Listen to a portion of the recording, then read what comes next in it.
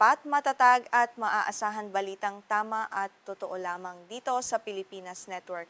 Magandang araw sa ating mga kababayan sa Pilipinas at sa buong mundo. Huwag kalimutang pusuan ang video, sumubaybay at pindutin ang patingaw upang lagi kayong updated sa balita. Simulan na natin. Sa kabila ng mga paulit-ulit na anunsyo tungkol sa mga kasunduang diplomatiko at mga pangako ng kapayapaan, nananatiling nababalot ng matinding karahasan at pambobomba ang buhay ng mga ordinaryong mamamayan sa gitnang silangan. Sa Gaza Strip at maging sa sinasakop na West Bank, nagpapatuloy ang magkakasunod na operasyong militar at mga pag-atake mula sa himpapawid ng militar ng Israel na nagdudulot ng malawakang pagkawasak at pagkawala ng buhay ng mga sibilyan. Kasabay nito, ipinagmamalaki ng Estados Unidos at ng mga pandaigdigang tagapamagitan ang mga bagong balangkas ng kasunduan na inaasahang maghahatid ng tigil putukan at katahimikan sa rehiyon. Subalit sa aktuwal na kalagayan sa mismong lugar, tila napakalayo ng katotohanan sa mga pampublikong pahayag ng mga opisyal na namamahala sa mga negosasyong diplomatiko. Sa kasalukuyang sitwasyon sa Gaza Strip, nagpapatuloy ang madudugong operasyon at pambobomba mula sa himpapawid na isinasagawa ng Israeli Defense Forces sa kabila ng sinasabing malaking pagsulong tungo sa tigil putukan. Sa loob lamang ng 2 araw noong unang bahagi ng Agosto 2026, hindi bababa sa 18 katao ang opisyal na iniulat na nasawi dahil sa mga pag-ataking ito habang marami pang iba ang nagtamo ng mga sugat. Kabilang sa mga nasawi ang mga batang walang kalaban-laban at mga ordinaryong sibilyang naipit sa gitna ng tunggalian. Habang ipinapahayag ng Estados Unidos na may malaking pagsulong sa negosasyon, patuloy namang nagluluksa ang mga pamilya sa Gaza at naghahanap ng ligtas na masisilungan sa gitna ng mga nawasak na pamayanan. Hindi rin maihihiwalay ang krisis na ito sa tumitinding tensyon sa West Bank kung saan lalo pang lumalaganap ang takot at kawalan ng katiyakan sa hanay ng mga residente. Sa West Bank, nagpapatuloy ang sunod-sunod na pag-aresto ng militar na pinupunteriya maging ang mga bata at mga sibilyang walang tuwirang pakikilahok sa labanan. Kasabay nito, patuloy ang pagdami ng karahasan at panghihimasok ng mga ilegal na naninirahang Israeli na mabilis na nagtatayo ng mga bagong himpilan sa mga lupain ng mga Palestinian. Ang dalawang magkahiwalay ngunit magkakaugnay na pangyayari sa Gaza at West Bank ay nagpapakita ng isang malalim na krisis na tila wala pa ring nakikitang pangmatagalang solusyon. Upang higit na maunawaan ang tunay na lalim ng krisis, mahalagang suriin ang mga opisyal na ulat mula sa mga pasilidad pangkalusugan at mga lokal na otoridad sa Gaza. Ayon sa mga napatunayang ulat, hindi bababa sa 15 hanggang 18 Palestinian ang namatay sa magkakasunod na pag-atake mula sa himpapawid ng Israeli Defense Forces sa loob lamang ng 48 oras noong unang bahagi ng Agosto 2026. Sinira ng mga pagsabog na ito ang maraming infrastruktura at nag-iwan ng 10-10 taong sugatan at nangangailangan ng agarang tulong medikal. Ipinakita ng panibagong bugso ng pambobomba na nananatiling mataas ang panganib sa buhay ng mga residente at maaaring dumating ang pag-atake sa anumang oras. Kabilang sa mga tinamaan sa Gaza ang matataong distrito sa Gaza City gaya ng Sabra, Yarmouk at Al-Jalaa. Hindi rin nakaligtas ang Deir al-Balah sa gitnang bahagi ng Gaza Strip. Gayon din ang lungsod ng Khan Yunis sa timog. Sa mga pag-ataking ito, direktang tinamaan ng mga bomba ang mga gusaling tirahan, pampublikong sasakyan, pansamantalang masisilungan at mga paaralang kumukupkop sa mga Palestinian na napilitang lumikas. Kabilang dito ang mga kampo ng mga lumikas sa Al-Shati at Beit Lahia.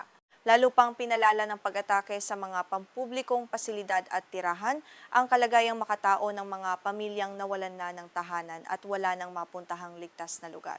Sa kabuuan, umabot na umano sa 1,230 Palestinian ang napatay mula nang maabot ang nakaraang kasunduan sa tigil putukan noong Oktubre. Ipinakikita ng napakataas na bilang na ito na ang mga panibagong insidente ng pambobomba at mga operasyong militar sa iba't ibang lugar ay patuloy na kumikitil ng buhay kahit may mga umiiral na kasunduan. Ang bawat bilang ay kumakatawan sa isang nawasak na pamilya at isang pamayanang nawalan ng kabuhayan at tahanan. Ang paulit-ulit na paglabag sa mga napagkasunduang tuntunin ay nagpapakita kung gaano karupok ang seguridad sa buong rehiyon at kung gaano kabigat ang epekto nito sa pang-araw-araw na buhay ng mga mamamayan. Sa gitna ng patuloy na pagdanak ng dugo, inilabas ng Pandaigdigang Board of Peace ang isang balangkas na binubuo ng 19 punto upang gabayan ang pagpapatupad ng kapayapaan at ang permanenteng pagpapatigil ng labanan. Sa ilalim ng pamumuno ni Board of Peace Director General Nikolay Mladenov, naglatag ang organisasyon ng mga tiyak na tuntunin para sa unti-unting pag-urong ng Israeli Defense Forces mula sa Gaza. Kasama rin sa plano ang pagtatatag ng National Committee for the Administration of Gaza o NCAG na siyang mangangasiwa sa pamamahala at rehabilitasyon ng teritoryo.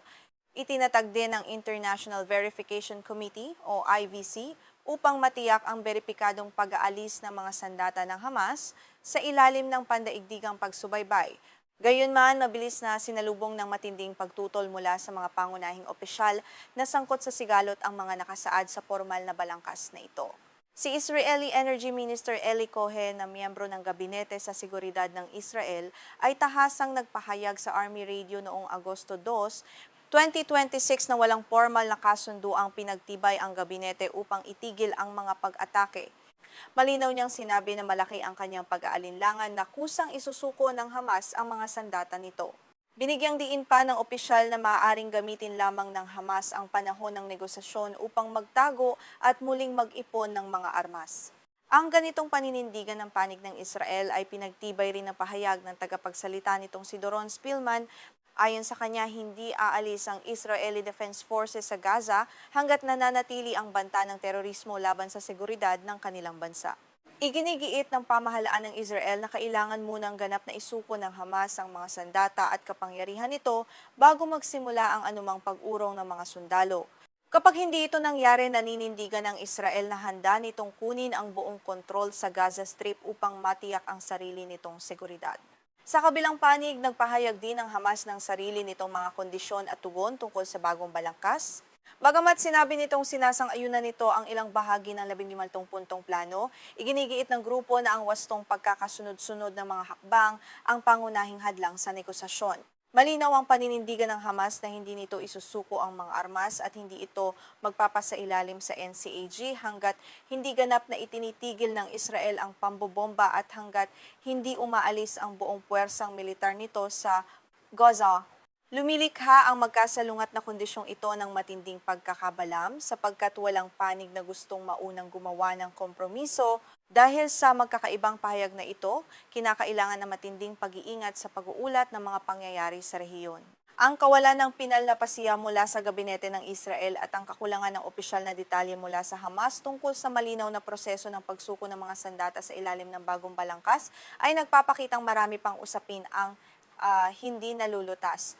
Ang anumang haka-haka tungkol sa mabilis na pagtatapos ng digmaan ay maaaring magdulot ng maling pag-asa sa publiko. Kaya naman, kailangang patuloy na suriin ang mga ulat mula sa mismong lugar batay sa mga aktual na pangyayari at hindi lamang sa mga pahayag pampulitika ng mga pinuno. Bukod dito, may mga lumalabas na pahayag mula sa ilang personalidad sa politika, gaya ni Mohammed Dalan tungkol sa hinaharap na pamamahala sa Gaza Strip. Gayunman, wala pang malinaw at tiyak na tugon o pagpapatunay mula sa kagawaran ng Estado ng Estados Unidos tungkol sa mga pahayag na ito. Ang kawalan ng malinaw na opisyal na posisyon mula sa Estados Unidos hinggil sa mga partikular na detalyeng ito ay nangangailangan ng karagdagang pagsusuri at pagpapatunay sa mga susunod na araw. Sa gitna ng mabilis na pagbabago ng mga balita, maaaring lalong lumabo ang tunay na kalagayan ng diplomasya kapag umasa sa mga ulat na hindi pa napapatunayan. Habang nakatuon ang pandaigdigang pansin sa mga pambobomba at negosasyon sa Gaza, hindi rin humihinto ang mga seryosong operasyon at tensisyon sa sinasakop na West Bank.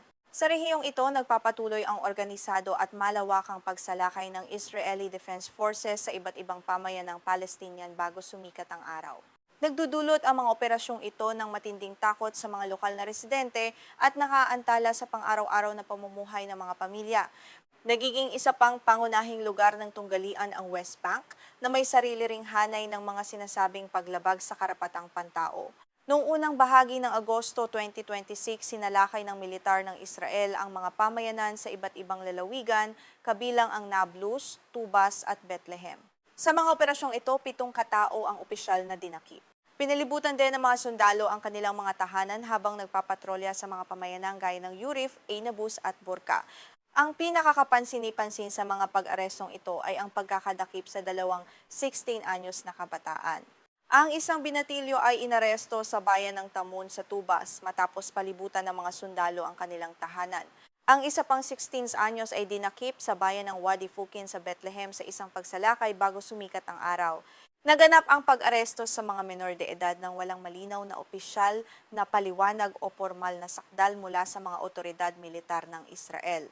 Hanggang ngayon, kulang pa rin ang opisyal na tugon kung bakit kailangang hulihin at ikulong ang mga kabataang ito sa gitna ng gabi. Ang kawalan ng kalinawan sa mga dahilan ng pag-aresto ay nagdudulot ng matinding pag-aalala sa mga pamilya at sa mga pandaigdigang samahan para sa karapatang pantao.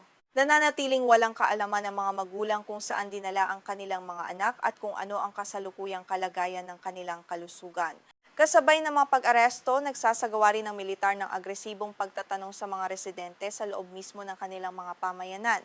Sa bayan ng Asira al-Shamalia, ginawang pansamantalang sentro ng pagtatanong ng mga sundalo ang isang pribadong bahay ng sibilyan. Sa lugar na ito, sapilitang tinipon at tinanong ang 10-10 residente tungkol sa mga usaping pangseguridad ng walang kasamang legal na kinatawan o abogado. Ang ganitong pamamaraan ng pampublikong pagtatanong sa loob ng mga pamayanan ay nagdudulot ng matinding takot at trauma sa mga residente at lalong nagpapalalim sa kanilang pakiramdam ng kawalan ng katarungan. Ang batayang legal na ginagamit sa marami sa mga pag-arestong ito sa West Bank ay ang tinatawag na Military Order 1651 at ang mekanismo ng administratibong pagkakulong. Sa ilalim ng balangkas na ito na ipinatutupad ng militar ng Israel, maaring ikulong ang sinumang Palestinian kabilang ang mga menor de edad ng hanggang 6 na buwan kahit walang formal na sakdal, kaso o paglilitis sa hukuman. Ang pagkakulong ay nakabatay lamang sa tinatawag na lihim na ebidensiya mula sa Shin Bet, ang serbisyong panseguridad ng Israel. Hindi pinakikita ang mga ebidensiyang ito sa akusado o maging sa kanyang abogado, kaya nahihirapan ang mga detenido na ipagtanggol ang kanilang sarili. Bukod sa mga operasyon ng militar, lalo pang pinapalala ang sitwasyon sa West Bank ng agresibong pagpapalawak ng mga ilegal na pamayanan ng mga Israeli at ng patuloy na karahasan laban sa mga katutubong residente. Sa loob lamang ng 7 araw noong huling bahagi ng Hulyo at unang bahagi ng Agosto 2026, mabilis na naitayo ang ika-12 bagong ilegal na himpilan sa Area C. Ang mga himpilang ito ay binubuo ng mga pansamantalang istrukturang itinayo ng walang pahintulot. Gayunman, nagsisilbi itong pundasyon upang permanenteng harangan at angkinin ang mga natitirang sakahan at pinagkukunan ng tubig ng mga pamayanang Palestinian. Ang mabilis na pagdami ng mga ito ay tuwirang nauugnay sa tumataas na antas ng pisikal na karahasan sa buong rehiyon. Ayon sa opisyal na ulat ng United Nations Office for the Coordination of Humanitarian Affairs o OCHA, nakapagtala ito ng karaniwang 6 na pag-atake ng mga naninirahang Israeli bawat araw sa unang kalahati ng 2026. Ito ang pinakamataas na antas ng karahasang naitala sa nakalipas na 3 taon. Kabilang sa mga pag-atake ang panununog ng mga tahanan at sasakyan, pagsira sa mga tanim na olibo at tuwirang pambubugbog sa mga magsasaka at sibilyan. Mula Enero hanggang Hulyo 2026, ipinakikita ng datos ng United Nations na mahigit 18 Palestinian ang nasawi at higit 880 ang nasugatan dahil sa mga insidente ng karahasang kinasasangkutan ng mga ilegal na naninirahan. Ang patuloy na pananakot at pagsira sa mga pangunahing pasilidad ng pamayanan ay nagbunga ng sapilitang paglikas sa maraming lugar. Dahil sa pangamba para sa kanilang kaligtasan at sa pagkawala ng mapagkakakitaan, mahigit 2,300 Palestinian kabilang ang 680 bata ang napilitang lumikas at iwan ang kanilang matagal ng mga tahanan sa nakaraang 6 na buwan. Ipinakikita ng lahat ng pangyayaring ito sa Gaza at West Bank ang napakalaking agwat sa pagitan ng mga pampublikong pahayag tungkol sa diplomasya at ng tunay na kalagayan ng mga tao sa mismong lugar. Habang ipinagmamalaki ng Estados Unidos at ng mga pandaigdigang tagapamagitan ang kanilang mga negosasyon para sa isang posibleng tigil putukan, patuloy na bumabagsak ang mga bomba sa Gaza at patuloy na ginagambala ng mga pagsalakay ang West Bank. Ipinakikita ng agwat na ito na ang mga formal na anunsyo tungkol sa negosasyon ay hindi maaaring ituring na katumbas ng tunay na seguridad para sa mga mamamayan kung walang direktang pagbabago sa mismong lugar ng tunggalian. May 5 pangunahing suliraning malinaw na makikita sa kasalukuyang kalagayan sa gitnang silangan. Una, magkasalungat ang mga pahayag tungkol sa tigil putukan at ang katotohanan ng patuloy na pambobomba sa Gaza na kumikitil sa buhay ng mga sibilyan at sumisira sa mga pansamantalang masisilungan. Pangalawa, Nananatiling hindi nalulutas ang usapin tungkol sa pagkakasunod-sunod ng mga hakbang. Nais ng Israel na maunang isuko ng Hamas ang mga sandata bago umatras ang militar, samantalang iginigiit ng Hamas na kailangan munang huminto sa pambobomba at umalis ang Israel. Pangatlo, kulang ang aktual na pamamahala sa teritoryo sapagkat ang sinasabing NCAG ay nananatiling nakabase sa Cairo habang hawak ng Israeli Defense Forces ang mahigit 70% ng Gaza Strip. Pang-apat, nagpapatuloy ang krisis sa pagpasok ng tulong na makatao dahil sa mga paghihigpit sa ilang lugar at sa pagkasira ng mga pasilidad pangkalusugan. At panglima, tila napapabayaan ang kalagayan sa West Bank habang nakatuon ang mundo sa Gaza kahit nagpapatuloy doon ang karahasan ng mga ilegal na naninirahang Israeli at ang administratibong pagkakulong sa mga menor de edad. Ang pangunahing hamon na kinakaharap ng mga tagapamagitan mula sa Ehipto, Qatar, Turkey at Estados Unidos ay ang malalim na kawalan ng tiwala sa pagitan ng dalawang panig. Ang tanong kung sino ang dapat unang huminto sa pambobomba o unang magsuko ng mga sandata ay nananatiling isang napakalaking hadlang sa lahat ng negosasyon. Habang hinihingi ng Israel ang ganap na pagsuko ng mga sandata bago ang anumang pag-urong ng militar, hindi naman papayag ang Hamas hanggat nananatili ang banta ng puwersang militar. Ang kabiguang paglapitin ang dalawang magkasalungat na posisyong ito ay naglalagay sa prosesong pangkapayapaan sa patuloy na pagkakabalam at nagiiwan sa mga sibilyan sa walang katapusang panganib. Sa huli, nananatiling isang napakalaking hamon para sa buong pandaigdigang pamayanan ang pagpapababa ng tensyon. Habang nagpapatuloy ang pambobomba sa Gaza at ang mga pag-aresto at pag-agaw ng lupa sa West Bank, ang mga ordinaryong mamamayan, lalo na ang mga bata, ang patuloy na nagbabayad ng pinakamabigat na halaga ng digmaang ito. Ang pagtataguyod ng tunay at pangmatagalang kapayapaan ay nangangailangan hindi lamang ng mga formal na pahayag, kundi ng mga konkretong hakbang at malinaw na paraan ng pagpapatupad na magpoprotekta sa buhay at karapatan ng bawat sibilyan sa buong rehiyon. Kung nais ninyong manatiling nakasubaybay sa mga pinakabagong balita at malalalim na pagsusuri tungkol sa mga pangyayari sa gitnang silangan at sa iba pang bahagi ng mundo, huwag kalimutang pindutin ang pindutang gusto, mag-subscribe sa aming himpilan at i-activate ang kampana ng abiso upang hindi ninyo makaligtaan ang aming mga susunod na ulat at talakayan. Maraming salamat sa inyong patuloy na pagtangkilik at pagsubaybay.